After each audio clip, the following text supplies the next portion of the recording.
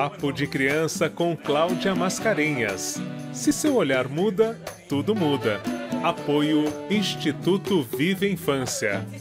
Papo de Criança. Olhar a criança, olhar o seu ponto de vista. Fala-se tanto sobre a criança, faz-se tanto pela criança, mas será mesmo que temos escutado o que realmente são as diversas infâncias? Temos escutado as crianças? O Papo de Criança com Cláudia Mascarenhas é uma oportunidade para falar sobre as diversas infâncias e da criança como criança, a partir de suas delicadezas e também suas chateações. Aí vem o Papo de Criança com a Cláudia Mascarenhas. Olá, eu sou Cláudia Mascarenhas com mais um bate-papo de criança. Se seu olhar muda, tudo muda. E no ano de 2021 temos o nosso lema: eu só quero saber do que pode dar certo. Para isso a gente convidou uma pessoa espetacular, Paulo Bonilha. Ele é médico pediatra e de saúde pública da Prefeitura de Campinas e da Unicamp. Foi secretário municipal de saúde do município de Hortolândia, em São Paulo, e coordenador de saúde da criança e aleitamento materno do Ministério da Saúde por quase 5 anos, entre 2011 e 2016. Membro da executiva do Comitê Municipal para a formulação do Plano Municipal pela Primeira Infância de Campinas. Ele é mestre em saúde da criança e do adolescente pela Unicamp, especialista em saúde pública, formação do Programa de Liderança Executiva em Desenvolvimento da Primeira Infância na Universidade de Harvard, Cambridge. Então, conosco, vamos escutar esse projeto maravilhoso que Paulo e muita gente no Brasil organizou juntos e construiu juntos num processo democrático incrível. Vamos lá. Olá, eu sou Cláudia Mascarenhas, com mais um bate-papo de criança. Hoje a gente tem uma imensa alegria, né, de ter aqui com a gente Paulo Bonilha.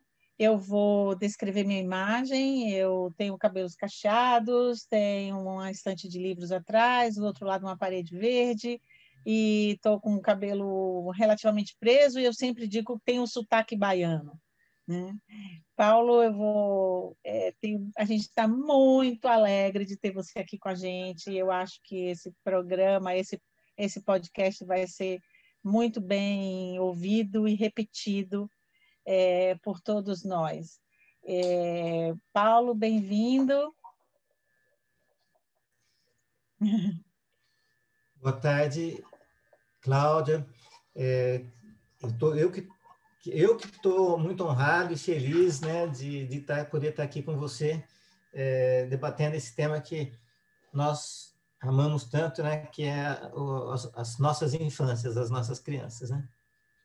Sim, eu estava aqui, enfim, toda vez que eu leio alguma coisa sobre a PNAIS, eu vou falar a sigla, depois você vai explicar tudo para o pessoal, tá? Eu fico pensando, meu Deus, eu acho que todo mundo que trabalha com criança ficou pensando assim, meu Deus, eu quero participar disso. Eu adoraria estar junto nisso também. Eu quero entrar nessa também, porque é um negócio tão incrível, tão bacana, né? Infelizmente, assim, a gente tem pouco tempo para que você possa falar tanta coisa de legal que é essa política, mas eu tenho certeza que as pessoas vão saber o que a gente tem hoje, esse ano de podcast, que é Eu Só Quero Saber do que Pode Dar Certo. E essa é uma política que dá certo. E eu quero que você passe para a gente, Paulo, conte para a gente como é que foi tudo isso. Enfim, vamos lá. Ótimo. Então, Cláudia, para começar essa nossa interação, considerando, né, que eu concordo, né, com aquele ditado que diz que uma imagem fala mais que 1000 palavras, eu queria começar passando um vídeo, né, sobre a Política Nacional de Saúde da Criança, que a gente elaborou no período em que eu estive no Ministério da Saúde, entre 2011 e 2015, né, à frente da coordenação Nacional de Saúde da Criança e Aleitamento Materno, e que, na época que a gente publicou, né, a portaria da Política Nacional de Saúde da Criança, a gente elaborou esse vídeo para facilitar o entendimento das pessoas do que se trata. Então, vamos passar esse vídeo, por favor?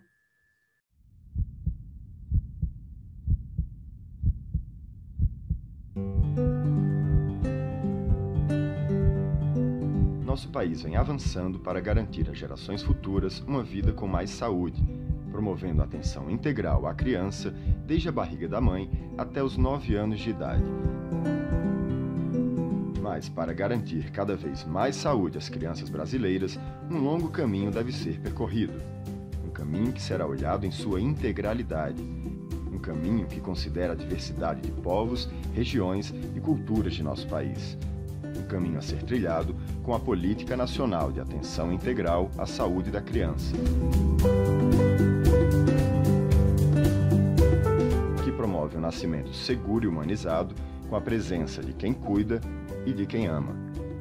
Mas para quem nasce precisando de mais cuidados, é preciso garantir contato pele a pele, vínculo e muito leite materno. Caso seja necessário, os bancos de leite humano entram em ação para bebês prematuros que não podem ser amamentados pela própria mãe. Toda criança nascida em território nacional tem direito ao registro civil de nascimento e à caderneta de saúde da criança, que irá acompanhá-la em todo o seu desenvolvimento. Prevenção. 70 a 80% das sequelas de crianças que nascem com algum tipo de deficiência podem ser evitadas ou minimizadas. Basta garantir a realização dos exames de triagem neonatal e o seguimento do bebê para tratamento, caso algum problema seja detectado. Em geral, as soluções são simples e de baixo custo. E mesmo que não sejam tão simples, temos o dever de buscar uma solução. Mas e se, apesar de todos os esforços, houver um óbito? Contar com um comitê de vigilância do óbito é fundamental, pois ele é responsável por investigar e notificar óbitos de mulheres, crianças e fetos e propor mudanças de práticas para melhorar a qualidade da atenção prestada à gestante, ao parto, ao nascimento e à criança.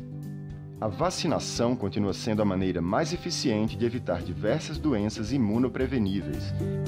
Entre o 3º e 5º dia de vida do bebê, mãe e filho devem ir à unidade básica de saúde.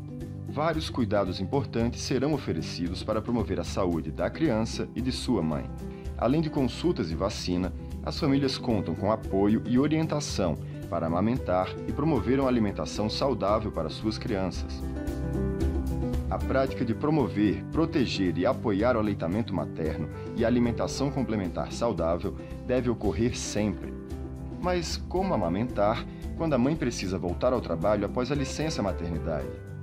Para a mulher trabalhadora, o apoio do empregador é fundamental e contribui, inclusive, para que a amamentação vá muito além do período da licença maternidade. Um direito que a empresa poderá estender para 6 meses, com a adesão ao programa Empresa Cidadã.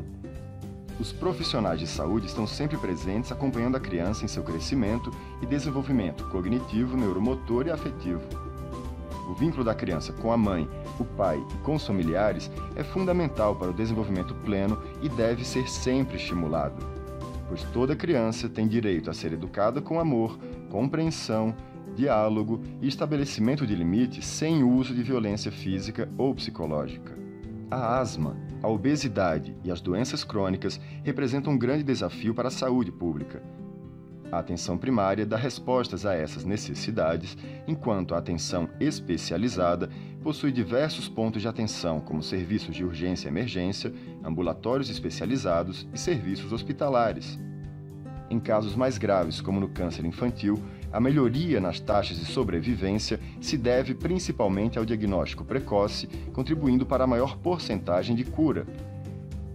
Reconhecer de forma rápida e eficaz os sinais de perigo em crianças é essencial aos profissionais de saúde.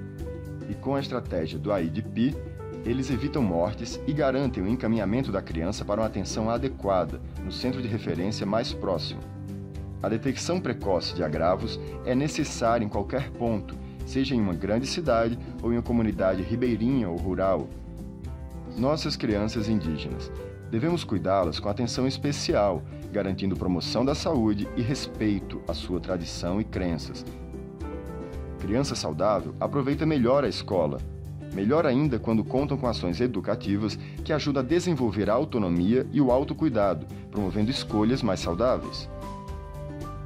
Além disso, monitoramos frequentemente as condições de saúde de cada educando para, a partir daí, criar as ações que solucionem as necessidades daquele território. Também é importante a adoção de práticas pedagógicas que estimulem a solidariedade, o respeito à diversidade e a cooperação, evitando bullying nas escolas e promovendo uma cultura de paz. Uma responsabilidade compartilhada que confere o caráter de integralidade do programa Saúde na Escola. Quando a criança se encontra em situação de violência, os serviços de saúde, assistência social e educação entram em ação, promovendo o acolhimento, o atendimento humanizado com escuta qualificada, a notificação e o seguimento em rede, sempre. Temos que garantir o cuidado e a atenção à saúde de todas as crianças, respeitando tradições e crenças, vencendo barreiras territoriais, reabilitando a criança com deficiência na sua capacidade e buscando soluções para necessidades específicas. Também é preciso aceitar e acolher as diferenças sem discriminação.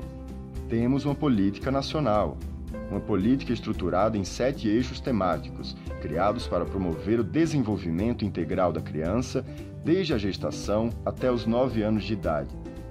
Uma parceria dos órgãos federais, estados e Distrito Federal, municípios, iniciativa privada, sociedade e família. Uma política nacional construída com base na equidade, na garantia de que as diferentes realidades e contextos estão inseridos. Todos envolvidos pela saúde integral de nossas crianças hoje, pelo futuro de nosso país.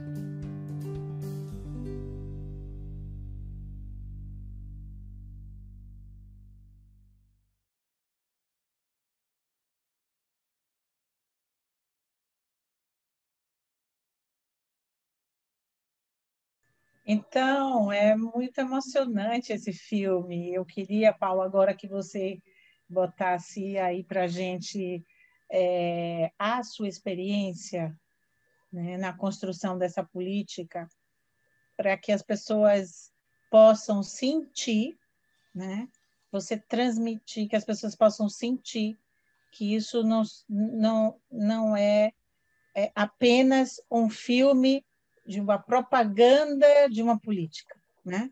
E que isso realmente foi construído, fez 5 anos, e queria que você transmitisse para a gente isso, essa vivacidade, digamos, de uma realidade que pode dar certo, sim.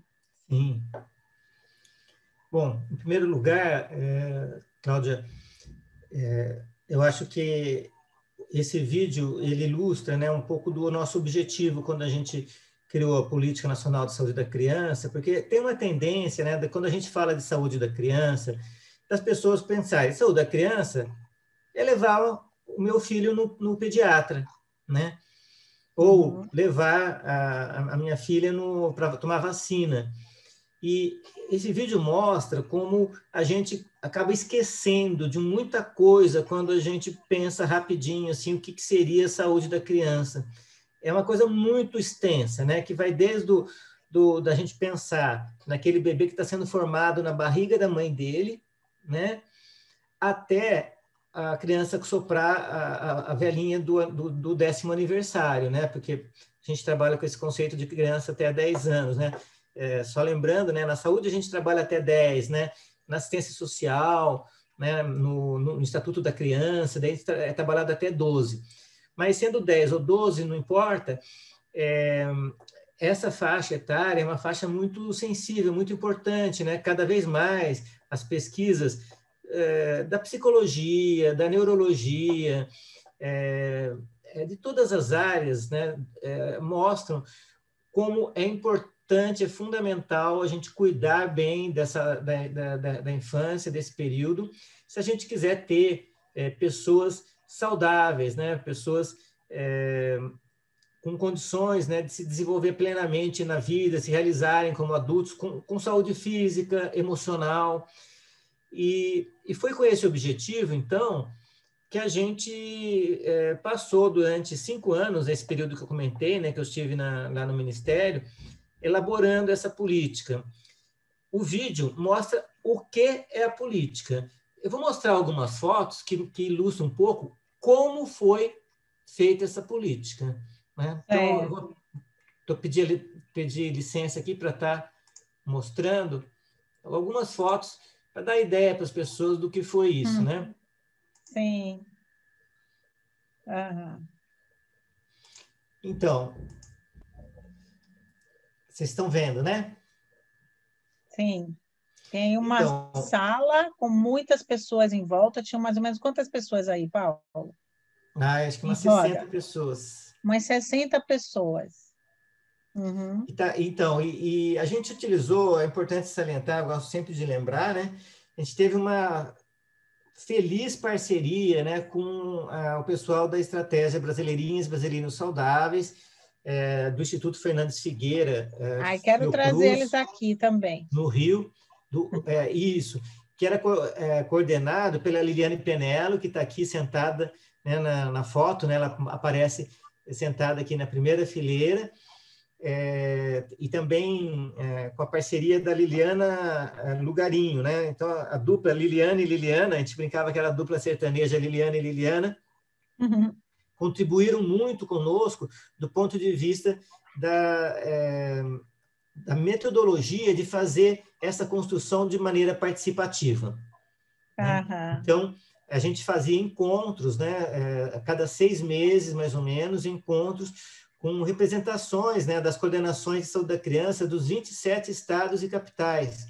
Para nós não importava qual era o partido, né, do governador ou do prefeito, de onde eles vinham, a gente brincava que eram pessoas que cuidavam da criança no PSUS, no partido do SUS. Né? Isso. Então, a gente tentava fazer isso de uma maneira bem participativa. Então, nessa foto, o pessoal estava tentando representar como que era o território, né, da sua cidade, do seu estado, onde as crianças eram cuidadas, né? Então, a cada encontro, a ideia era tentar que as pessoas refletissem como é que era a situação da infância na sua região e tentassem contar para todo mundo, para que a Política Nacional de Saúde da Criança, como o filme mostra, pudesse ter um pouquinho da criança amazonense, da criança gaúcha, né, da criança de todos os cantos, de norte a sul desse país, né? Então, houve 10 encontros desse tipo, né? Aqui é um desses encontros. Aqui, em alguns encontros, a gente chegava a ter quase 150 pessoas, né? A gente está aqui num hotel lá em Brasília, né, onde a gente sediou esse encontro. Ele tem uma área externa muito bonita, a gente está aqui na beira da piscina. Infelizmente, não dava tempo de nadar, viu, Cláudia? Muito trabalho, né, Paulo? Era muito trabalho, mas você está mostrando a foto dos encontros, né? Então, eu quero deixar claro aqui, que você deixe claro para as pessoas, esses encontros tratava-se nada mais, nada menos do que a construção participativa, todo mundo opinava, todo mundo trazia sobre a diversidade das crianças, a diversidade da sua região, e tudo que as pessoas traziam de contribuição foi escrito e elaborado por esse grupo aí grande, né? E depois o grupo técnico, certamente, como uma construção democrática. Eu quero chamar a atenção disso, porque isso faz toda a diferença. Não faz só diferença pelo fato de dizer que é democrático, não. Faz toda a diferença porque é assim que se chega até aquela criança lá na ponta. Sim. Se não for assim, não vai chegar até a criança, não vai chegar até a família. Não é isso, Paulo? Exatamente, porque se a gente pensar que as pessoas lá em Brasília, no Ministério, pensam e soltam leis, portarias, e o pessoal nos estados e nas capitais simplesmente tem que engolir e sair fazendo, a gente está redondamente enganado, né? As pessoas daí não fazem, né? Ou fazem com má vontade, né? Então, aqui não, as pessoas hoje, até hoje, viu, Cláudia, pessoas que eu já não vejo mais há 5 anos, né, desde que eu saí do Ministério, elas continuam me contando de maneira empolgada como tentam implantar a Política Nacional de Saúde da Criança no seu estado, na sua capital, porque elas se sentem donas, né? Elas Sim. participaram também. A política não é lá, é do Dr. Paulo, lá do Ministério da Saúde, não, é lá do governo federal. Não, é nossa, é de todo mundo no Brasil que pensa a política de saúde da criança.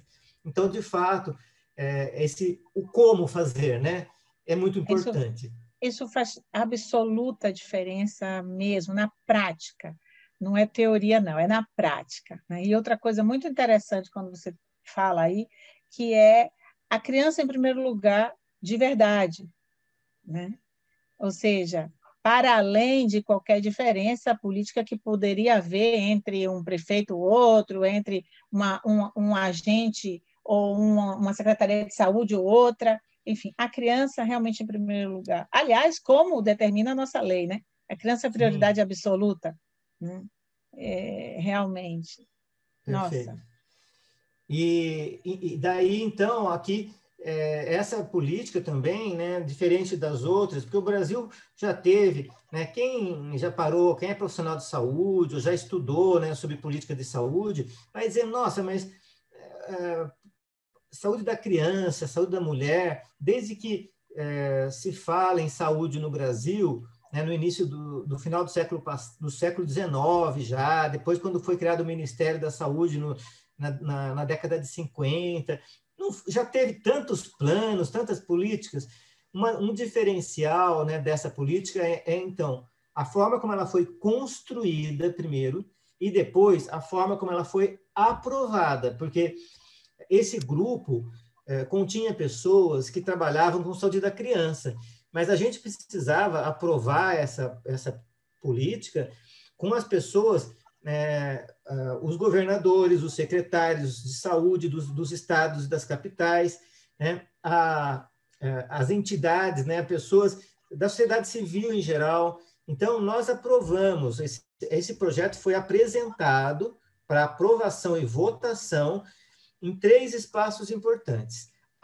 No Conselho Nacional de Saúde, que é essa foto, né, onde tem entidades da sociedade civil. Então, por exemplo, tem o pessoal da Pastoral da Criança, né, que cuida, pessoal ligado à igreja, né, que através da pastoral cuidam da criança nas nossas periferias de grande parte das nossas cidades. Então, eles estavam aqui, pessoas ligadas a entidades de pessoas como portadoras de doenças, estão aqui, né? Representantes de uma série de entidades, né, da sociedade civil, né, de profissionais de saúde, de psicólogos, de médicos, né, e que, então, aprovaram essa política. Estão levantando as mãos aqui, né, a foto mostra isso, né, o dia da votação lá no Conselho Nacional de Saúde, onde ela foi aprovada por unanimidade. O mesmo processo de votação aconteceu, né, na Comissão Intergestores Tripartite. É tripartite porque tem os secretários estaduais de saúde dos governos de estado, os secretários municipais de saúde das capitais e dos outros municípios e o Ministério da Saúde. Então, também, né, teve uma votação, pessoal, foi difícil, viu, gente? Não pense que não foi sem questionamento, sem precisar mudar, a gente precisou mudar algumas coisas para contemplar, né, a visão, né, dos secretários estaduais e municipais. Sim. E um terceiro espaço onde essa política foi discutida foi no Conselho dos Direitos, né, da Criança e do Adolescente, né? Então, lá, o Conselho dos Direitos da Criança e do Adolescente, que tem entidades de todas as áreas que pensam a questão da criança, também discutiu e aprovou a política de saúde da criança. Então, é esse respaldo político, né, de tanta gente, que eu acho que torna essa política mais interessante. E tem mais gente, então, olhando para o funcionamento dela, sabe, Cláudia? Cobrando que ela seja implementada, né? Então, essa é uma diferença importante. Sim. construindo para além dos tensionamentos e da diversidade, né? E realmente implementando. Isso é uma coisa importante, Paulo, que você fala, porque muitas vezes as pessoas ficam assim, é muito blá, blá, blá, tá vendo? Seria melhor simplesmente fazer uma coisa, faz escreve lá um documento e aprova e pronto, porque fica muito blá, blá, blá. Olha quanto tempo se leva para fazer isso.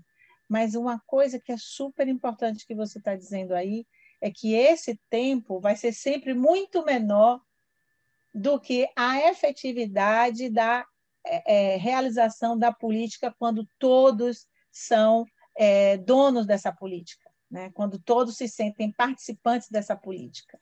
Não é isso, Paulo? E assim, o Papo de Criança, com esse tema, esse ano, do que pode dar certo, é claro que ele escolheu essa para vir aqui ser falada, né? A gente convidou essa política para ser falada aqui, justamente porque a gente acredita nessa construção coletiva, participativa, democrática, onde a criança seja a prioridade absoluta e acima de tudo. Então, eu vou pedir licença para apresentar alguns slides para ilustrar o que eu estou falando. Então, como eu disse, já tinha dito nas conversas iniciais com a Cláudia, eu achei que valeria a pena a gente ilustrar um pouco a Política Nacional de Saúde da Criança nesses tempos de Covid, né? Nesses tempos de pandemia, justamente para mostrar para as pessoas como ela é prática, né? Ela toca questões que são muito importantes e são como se fosse uma régua, né? Para tentar nos dirigir, né, em relação ao que acontece com a saúde da criança em cada momento. Como é que será que está a saúde das nossas crianças nesse Paulo, momento? Eu queria só que, antes de você começar a falar, que eu acho super importante isso, localiza para a gente quando que vocês começaram a pensar a construção dessa política, quanto tempo levou, enfim, e como é que, em termos cronológicos, como é que se deu isso, né? Quando começou, por exemplo? Tá. Quando é que vocês começaram a pensar? Isso. A elaborar? Então, essa política começou a ser pensada em 2011 e ela foi aprovada e publicada pelo Ministério da Saúde, pelo ministro Alexandre Padilha, em agosto de 2015, 5 de agosto de 2015. Aliás, eu minto aqui, o ministro Alexandre Padilha foi um ministro que acompanhou quase todo o processo, mas aqui já era o ministro Arthur Quioro. Então, essa política, então, ela foi aprovada, né, em agosto de 2015, através dessa portaria, né, e traz esses 7 grandes eixos, né, que o vídeo mostrou. E eu fico perguntando, né, para as pessoas que estão nos ouvindo, né, nesse momento, estão nos assistindo, como é que as pessoas acham que está a saúde da criança, né, nesse momento, né, em relação a esses 7 eixos, né, que vão desde do bebê lá na barriga da mãe, né, até ela fazer o 10º aniversário, ela passa, né, pelo nascimento da criança lá na maternidade, a amamentação, o crescimento da criança, né, a questão da gente evitar que ela tenha diarreia, pneumonia, né, e até morra por isso, né, que ela se desenvolva antes, né, no terceiro, que ela se desenvolva plenamente do ponto de vista da sua inteligência, das suas emoções, do crescimento em peso, altura, né, que a gente evite, né, que a gente cuide bem das doenças crônicas, né, das crianças. Hoje em dia,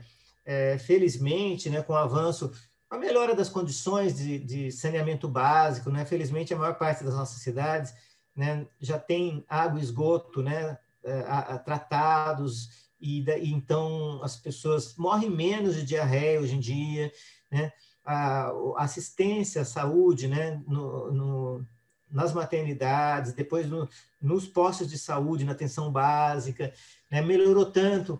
Então, hoje em dia, as crianças, elas dificilmente morrem de doenças agudas, né? Então, cada vez menos, graças a Deus, a gente tem criança morrendo de diarreia, de pneumonia.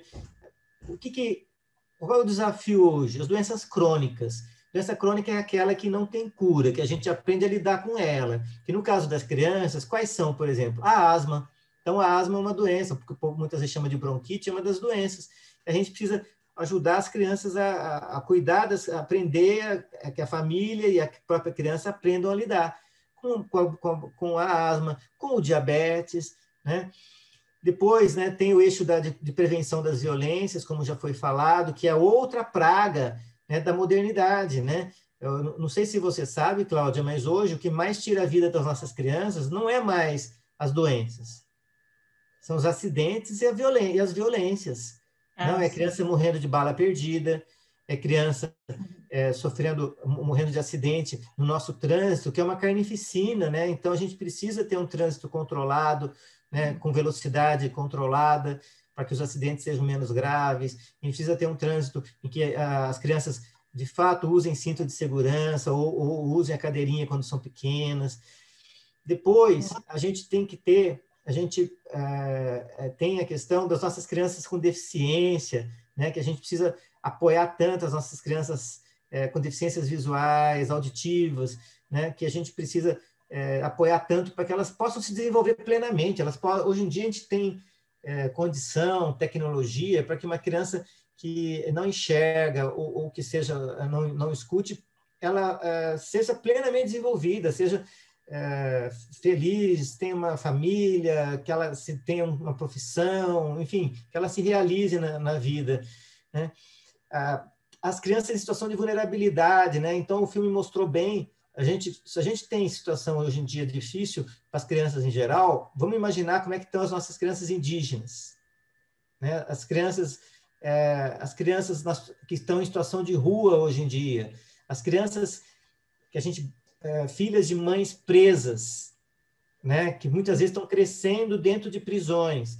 A gente tem que lembrar dessas que precisam mais, né, do nosso cuidado. E, finalmente, a gente precisa aprender com cada morte que, infelizmente, aconteça de crianças, para que a gente aprenda com aquele caso, que muitas vezes essa morte era evitável e perdemos essa criança, e que, portanto, a gente tente melhorar, né, a situação, que muitas vezes não é da saúde, como eu falei, pode ser de que as pessoas não estão usando cadeirinha, né, nos carros, ou cinto de segurança nos carros, e as crianças estão morrendo em acidentes, né? Ou pode ser, sim, que as crianças estão morrendo porque não estão tendo o atendimento adequado no posto de saúde perto da sua casa, né? Então, essa prevenção de morte é o 7º eixo. Então, esses 7 eixos, eles mostram esse olhar integral para a saúde da criança, que envolve desde a prevenção, então as crianças passarem no acompanhamento, né, de puericultura, de acompanhamento do crescimento, desenvolvimento no posto de saúde, receberem vacinação, lembrar, né, por exemplo, nesse momento a gente está no momento da campanha de vacinação contra a gripe, né, que ao contrário da Covid, que eu vou comentar, que graças a Deus a Covid, ela é uma doença terrível, né, que já tirou a vida de mais de 300 mil pessoas no nosso país, mas que ela, graças a Deus, afeta pouco as crianças. Mas a influenza, né, a gripe, ela, infelizmente, ela mata muita criança. Mas tem vacina, né? Para a Covid ainda não tem para criança, mas para a gripe tem. Está lá nos postos de saúde já. E o primeiro público para ser vacinado são as crianças, as mulheres grávidas, as mulheres cujos bebês nasceram a menos de 1 mês e meio. Então, vamos fazer propaganda, gente. Então, a saúde da criança começa com prevenção, né? Então, falando da Covid, eu queria fazer um comentário sobre mostrar para vocês, né, isso que eu comentei, de que a doença em si, ela afeta pouco as crianças. Então, eu vou pegar o exemplo da minha cidade. Eu sou médico pediatra, né? Aliás, eu acabei não comentando no início, né? Eu sou médico pediatra, médico de saúde pública, trabalho na Prefeitura de Campinas, né? Na Secretaria de Saúde, e também na Unicamp. aqui na nossa cidade, uma cidade de Campinas, aqui no estado de São Paulo, 1.200.000 habitantes, nós já, infelizmente, nós já perdemos quase 2.700 pessoas que morreram por Covid. Vocês sabem quantas crianças morreram dessas 2.700? Apenas 2, né? Então, é isso que eu havia comentado, né? Infelizmente, a doença afeta pouco as crianças. Adolescentes foram 6, né? Então, o que está trazendo de prejuízo a pandemia? O Unicef, logo que a pandemia começou, lá em maio, a Unicef, que é a entidade da ONU, né, das Nações Unidas, que cuida, né, pensa na questão da saúde da criança, né, não só da saúde da criança, das crianças de uma maneira geral, de maneira integral, inclusive da educação, etc., ela alertava para o perigo que estavam as nossas crianças e as nossas mulheres grávidas com a diminuição dos serviços de saúde, com as escolas fechando, né? E, infelizmente, um documento recente agora, do mês passado, do Unicef, mostrou que aquela previsão estava correta. No mundo inteiro, as condições, os indicadores da nossa infância estão piorando. Então, o que são indicadores da nossa infância? A pobreza está aumentando, com as escolas fechadas há quase um ano, né, estão trazendo prejuízos emocionais muito grandes, né, para nossas crianças, né? Eu tenho dito uma coisa, viu, Cláudia? As pessoas às vezes se preocupam, né, com a questão, um ano sem estudar, ou estudando pouco, estudando à distância pelo computador, que prejuízo, tal. Do ponto de vista intelectual, né, a educação não é, eu brinco que não é corrida de velocidade de 100 metros, é corrida de fundo, sabe? Corrida de 5.000 metros, é maratona, tem muito tempo para uma criança recuperar. Agora, as questões emocionais, que essas crianças estão, os traumas emocionais das crianças que estão muitas vezes fechadas em casa há quase um ano, sem ver o coleguinha, sem ver o avô, né? Muitas vezes sem estar em contato com o verde, né? A atividade física junto ao verde, cada vez junto à natureza, cada vez mais tem trabalho científico que mostra que é muito importante para a saúde. Se as crianças ficam presas em casa, né? Principalmente sem ter o que fazer e ficando muito tempo na frente das telas, né? Do computador para ver a aula, né? Jogando um videogame, assistindo televisão, no tablet da mãe, no celular do pai, elas vão começando a ter menos atividade física, mais chance de ficarem obesas, de terem problemas, né, nas costas, no pescoço e nas costas pelo sedentarismo, e vão ficando agitadas, né? Muitas das coisas que muitas vezes hoje o pessoal fala, as crianças, hoje tem muita criança com aquele déficit de atenção e hiperatividade, né? Tem muitos de nós pediatras, e eu faço parte dessa linha de pediatras, acreditamos que um dos grandes problemas que faz as crianças ficarem agitadas não é déficit de atenção e hiperatividade, é déficit de natureza, é déficit de contato com a natureza, de ficar livre. E com a pandemia isso piorou muito, né? Então, o Unicef mostra então isso acontecendo, mostra mais ansiedade, depressão das crianças presas. Eu tenho visto crianças provocando, enfiando a mão na garganta, provocando vômito, porque estão nervosas, presas em casa. Crianças respirando rápido, que a gente pensa que está com crise de asma, vai ver, não, ela está nervosa, porque o vozinho dela foi internado, quase morreu, e ela também está com medo de morrer, né? E, por outro lado, a gente vê muitos serviços fechados, serviços de saúde mental dos nossos CAPs, fechados ou atendendo pouco, né? A gente vê serviços tomados por pacientes com Covid, sem poder atender direito às outras causas. Então, com as crianças sendo pouco cuidadas. Até a vacinação. Felizmente, né, agora, com o passar do tempo, a gente foi aprendendo que dá para a gente, nos serviços de saúde, separar o fluxo, né, daquelas pessoas que estão com suspeita de Covid, daquelas que não estão com suspeita de Covid, para que quem vai tomar vacina não corra o risco de ir lá e pegar Covid. Então, hoje não justifica mais, né, os serviços não oferecerem vacina e não justifica mais a família ficar com medo, né, de levar sua criança para tomar vacina, e daí a criança corre o risco de pegar sarampo.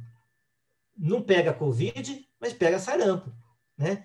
Então, isso é muito importante. O Unicef, então, está mostrando todos esses problemas acontecendo, né? E o que o Unicef deixa de mensagem para nós? As crianças devem estar no centro dos esforços de recuperação. Então, significa a gente priorizar a abertura das escolas agora, assim que melhorar um pouco a situação de morte que está no país, que nesse momento falar em abertura é muito complicado, porque a gente está numa situação ainda com as nossas UTIs lotadas. Se algum professor ou um avô dessa criança que foi na escola adoece, vai ter dificuldade de conseguir vaga na UTI. Então, eu acho ainda inseguro nesse momento a volta à escola. Mas logo, eu acho que aos pouquinhos, a gente, como os municípios, os estados estão tomando mais cuidado, estão fazendo garantindo distanciamento, as pessoas estão ficando mais conscientes, usando mais máscara, evitando aglomeração, embora ainda tenha gente sem noção que queira fazer festa, né? E colocando em risco seus parentes, né? Às vezes são jovens que vão muitas vezes levar o vírus para sua vozinha, que eventualmente vai morrer por causa disso. Mas, cada vez mais, eu percebo as pessoas estão tomando mais consciência, as cidades estão cuidando mais disso. Com isso, a gente já está no processo de diminuir um pouquinho a lotação dos hospitais. A gente deve, eu acredito, em mais 1 ou 2 meses, estar numa situação melhor e que as escolas vai ficar mais seguro de reabrir essas escolas. E daí, óbvio que deixando as famílias livres para decidirem se querem que as suas crianças voltem para a escola, a frequentar a escola presencialmente ou continuarem a assistir a aula, né, online.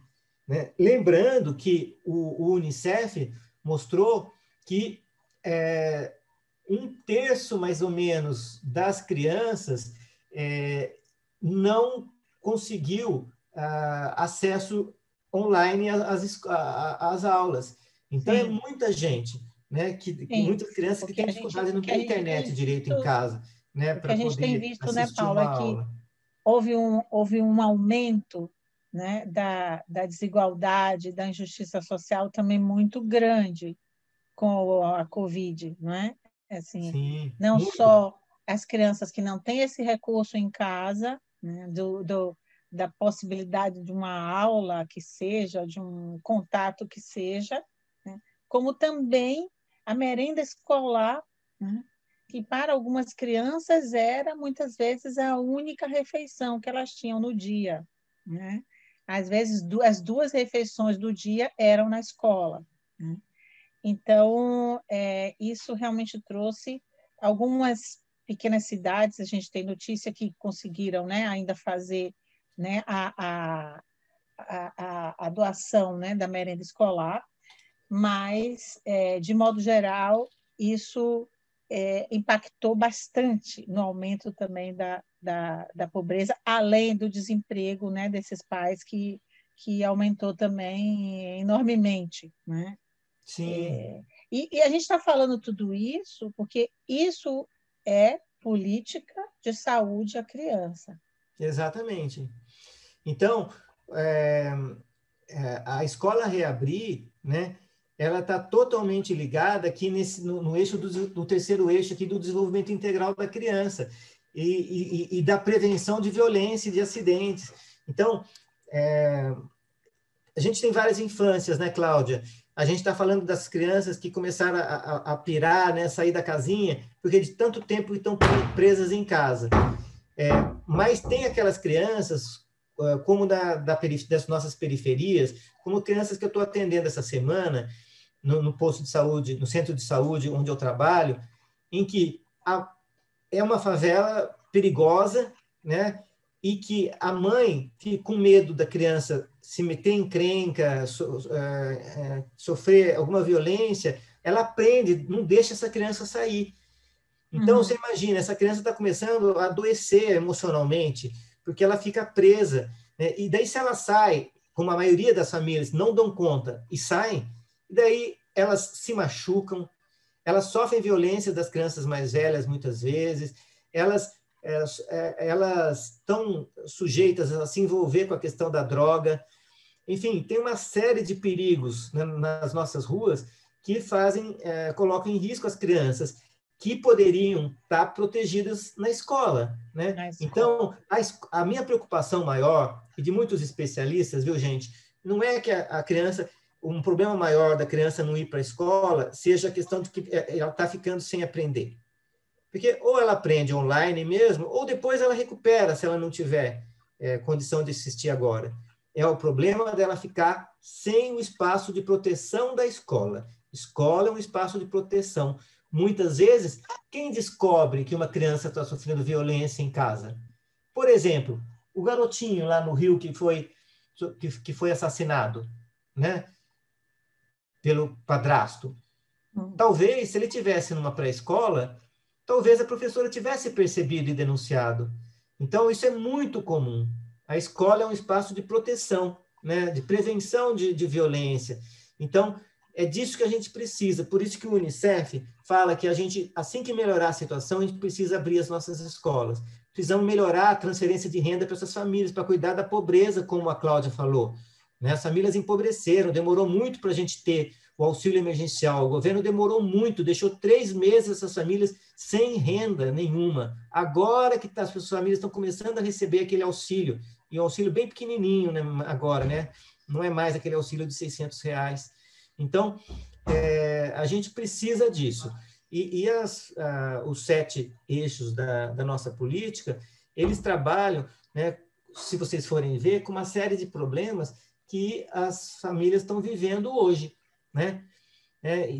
Por exemplo, outro exemplo que eu queria dar, no nascimento. Essa política ela fala muito da importância da humanização do parto, das mulheres terem o direito de ter um parto normal, né? A cesárea tem que ser exceção, do pai poder acompanhar esse momento. E o que está acontecendo? Muitas maternidades, por causa do Covid, às vezes não estão deixando nem a mãe ficar com o bebê lá, se o bebê está na UTI. Totalmente errado, não pode acontecer uma coisa dessa. Nem a Covid justifica isso. Né? Então, essa presença do pai, da mãe, nesse momento antes do parto, durante o parto e após o parto, é fundamental. Né? Amamentação. Sabe, gente, Cláudia, uma das... Até nas situações piores, sempre tem alguma vantagem, né? Sabe quem está se beneficiando com a pandemia, com os pais mais em casa? Os bebezinhos pequenos. Esses bebezinhos, ficar com a mamãe junto, é tudo de bom, né? Então, está se percebendo, não tem estudos ainda, mas tem uma série de pistas de que está aumentando o tempo de amamentação dos bebês. Olha que bacana. Né? Sim. Uhum. Porque as mães estão mais tempo em casa, né? Por outro lado, por falta de merenda, as crianças maiores, que estão sofrendo mais com a pandemia, muitas vezes estão ficando desnutridas, né? A questão do cuidado, né, de saúde, né, muitas vezes está piorando. A questão da violência. Eu recebi esse slide, recebi essa foto, Cláudia, ele é bonito, né? Que ele fala assim, quando tudo isso passar, essas crianças que já virarem adultos, eles vão lembrar, né, que nessa época da pandemia, que eles eram crianças, que o pai e a mãe estavam mais em casa, podiam contar a história, tinha show na televisão, muitas vezes cozinhavam com a família, com a mãe, com o pai, né? Então, a importância do pai e da mãe que está em casa com os filhos, aproveitar esse tempo e ficar um pouco mais com elas. Isso é bonito, né? Mas muitas vezes isso não é realidade, né? Muitas vezes é uma realidade, é o contrário, é o perigo, né? Às vezes esse pai nervoso, essa mãe nervosa, sem dinheiro, com aquela criança presa, gente, começa a ficar irritada. Ela fica irritada e irrita, né? Então o pai começa a ficar nervoso, a mãe fica nervosa, começa a bater na criança. Então, essa coisa poética tem falado, não é para todo mundo, né, Cláudia? Não, o que a gente tem falado é que por que, por exemplo, uma política de saúde, uma política de educação, elas têm que estar atreladas a uma política de garantia de direitos, não é isso? Porque a falta da garantia de direitos para uma família ou para uma criança incide em efeitos diretos sobre a saúde mental, sobre a violência intrafamiliar. Essa família não está isolada, né? Esse pai ou essa mãe recebendo os impactos do contexto, né? Quando ele é desfavorável, né? Eles não estão isolados no mundo. Então, assim, de imediato, isso pode mesmo passar para a criança, isso pode ser, digamos, o mais forte descontando no fisicamente mais fraco, né? Mas essa família está dentro de um contexto muito maior. Então, eu acho interessante que a política de saúde, como vocês construíram, né, ela está atrelada à garantia de direitos. Né? Exatamente. E tem nos eixos, né, digamos, tanto os estratégicos quanto temáticos, enfim, toda uma relação direta com a garantia de direitos. Não é isso, Paulo? Explica para a gente aí. Por que isso é importante para a saúde? Essa é a parte da outra, é o outro lado da integralidade que a gente falava, né? Integralidade de pegar todas as faixas etárias, né? Do bebê na barriga da mãe até 10 anos, integralidade de cuidar de todas as doenças que acontecem com aquela criança, de fazer desde a prevenção, né, das doenças até tratamentos difíceis, caros, complexos, que são feitos em hospitais terciários, mas também é integral porque pensa nas crianças que estão mais com seus direitos retirados. Então, aqui, nas situações de vulnerabilidade, quem a gente está pensando? Na saúde indígena.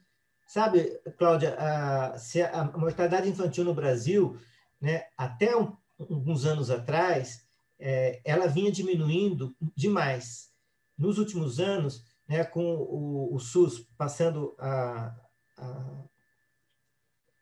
ser afetado pelo que a gente chama de PEC da morte, a mudança que houve no governo Temer, né, que criou um limite de crescimento dos orçamentos e de investimento, portanto, na saúde.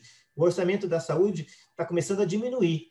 Este ano, por incrível que pareça, é inacreditável, mas diminuiu, né, 20 bilhões o orçamento da saúde do SUS em relação ao ano passado.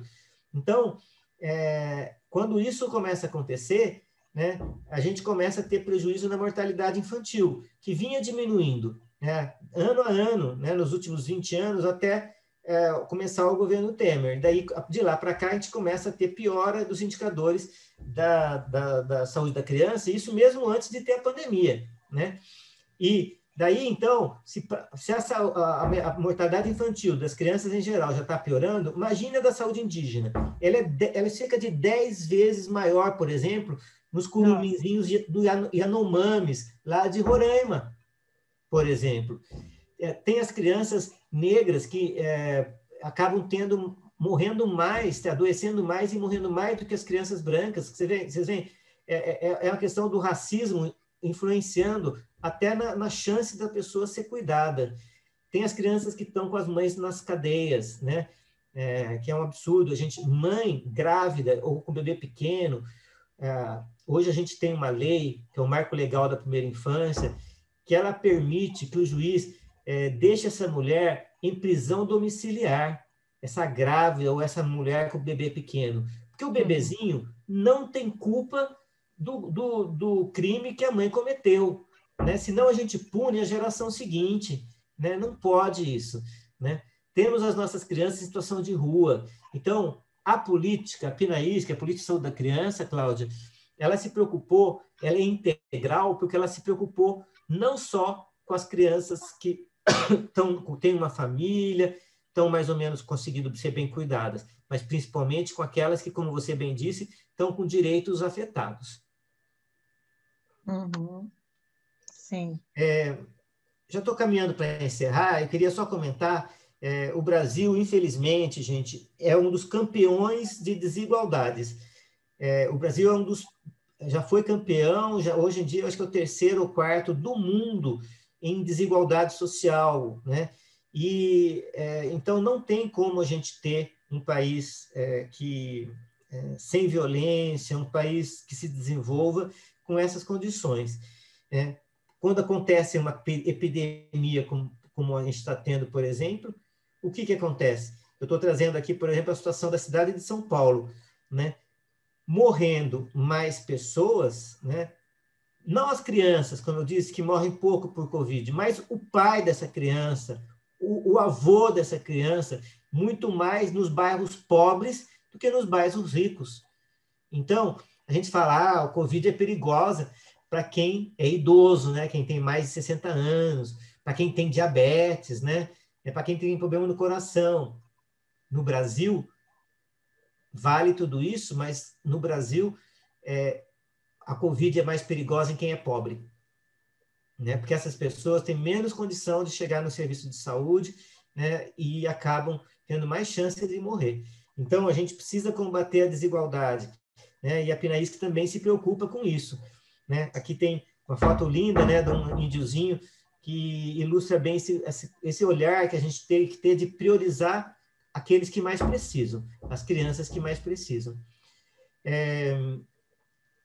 Eu queria, para estar encerrando, comentar que não tem Pinaísc, não tem Política Nacional de Saúde da Criança, se a gente não tiver um SUS forte, né? O nosso Drauzio Varela, né, ele escreveu um texto bem bonito, dizendo que sem o SUS é a barbárie, né? Apesar das dificuldades, né, o SUS às vezes nos envergonha, né? Aqueles pronto-socorros cheios, paciente em maca.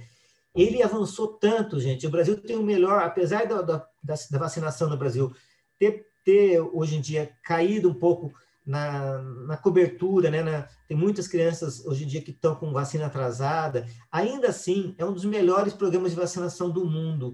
O SUS tem o melhor programa de transplantes do mundo. O SUS tem um monte de coisa do qual a gente tem motivo para nos orgulhar, né?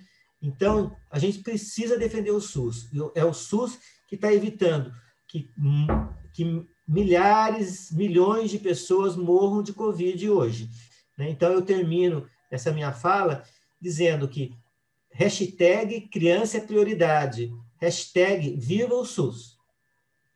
Ai, Paulo! Nossa, muito bacana foi um papo de criança que foi uma aula, digamos, né?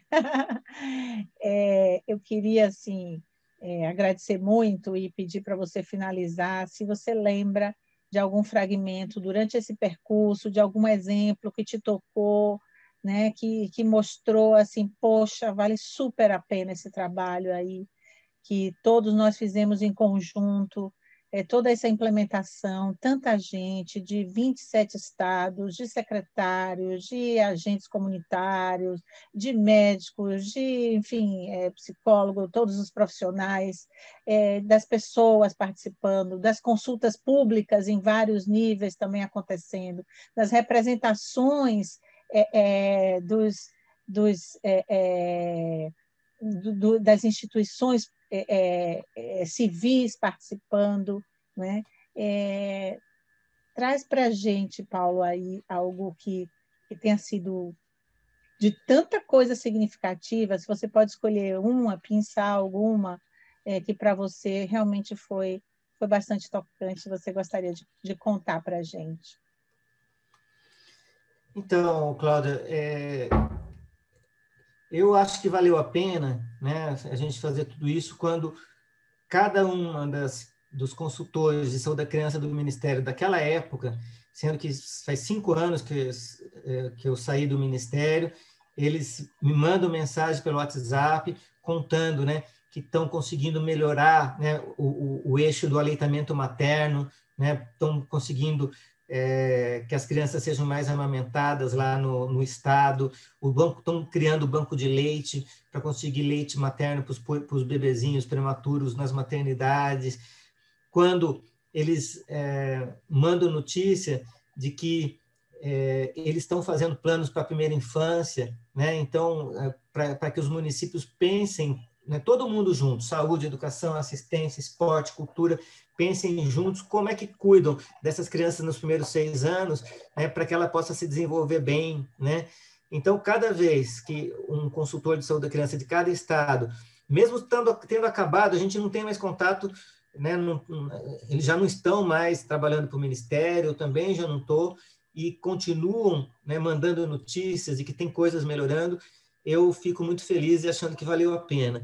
E a outra coisa também que me realiza, quando eu vou em um hospital, vou num centro de saúde e vejo lá, né, as coisas da política de saúde acontecendo.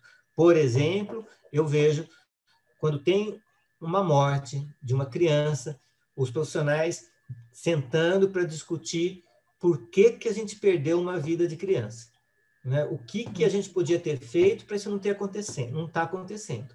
Né? Então, cada uma dessas coisinhas, né, que a gente vê na prática acontecendo dentro do hospital, dentro do centro de saúde, na unidade básica, né, dá uma realização, sabe, de que valeu a pena.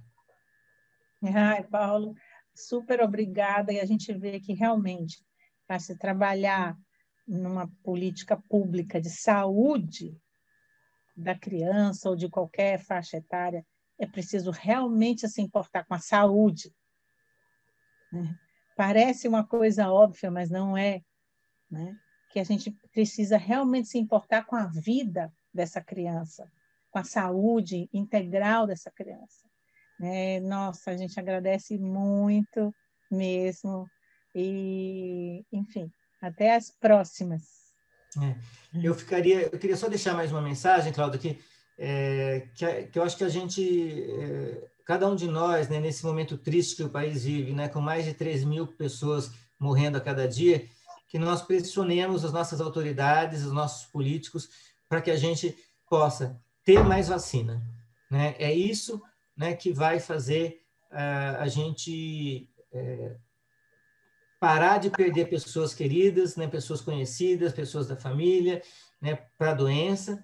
E é isso que vai melhorar a economia, porque a hora a gente está vendo, né, os países que estão vacinando a sua população, diminui os casos de doença e daí a situação, né, o comércio pode reabrir, né, e ter gente para consumir, porque não adianta reabrir e as pessoas estarem com medo em casa. Né? Então, isso só vai acontecer, as pessoas só vão ter um pouco mais de segurança de sair para a rua, né, de voltar para uma situação parecida, né? A gente não vai voltar, provavelmente, uma situação idêntica ao que a gente viveu antes. Né? Então, o distanciamento social, o uso de máscara, provavelmente vai continuar por muitos anos, mas a gente vai poder, sim, né, começar a circular mais, né, com menos receio, a partir do momento que a maior parte de nós estiver vacinados. Né? E a gente só vai ter segurança quando todo mundo estiver vacinado. Não adianta só eu ser vacinado.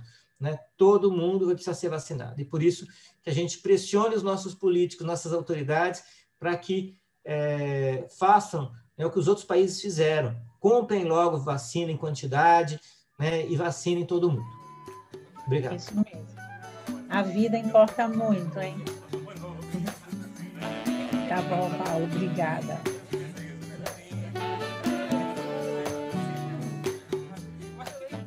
Oi, eu sou a Bia, eu tenho 5 anos e eu moro em Nova Lima.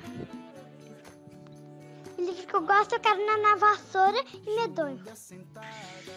Oi, meu nome é Lucas, eu tenho 14 anos, eu moro em Belo Horizonte e os 3 livros que eu indicaria são A História Sem Fim, O Conde de Monte Cristo, que eu não li todo, mas que eu gostei da parte que eu li, e Anne de Green Gables. Oi, eu sou o Matheus, moro em Nova Lima, tenho 10 anos e o livro que eu gosto é Pipa e Meia Longa. Ficha técnica. Música, Luciano Salvador Bahia. Desenho Menina da Jujuba, Renato Barreto. Lema central, Se Seu Olhar Muda, Tudo Muda, Fernando Passos, Engenho Novo. Locução, Marcelo Abud. Assistente e produção, Luísa Guerra. Estúdio, Alex Carlyle.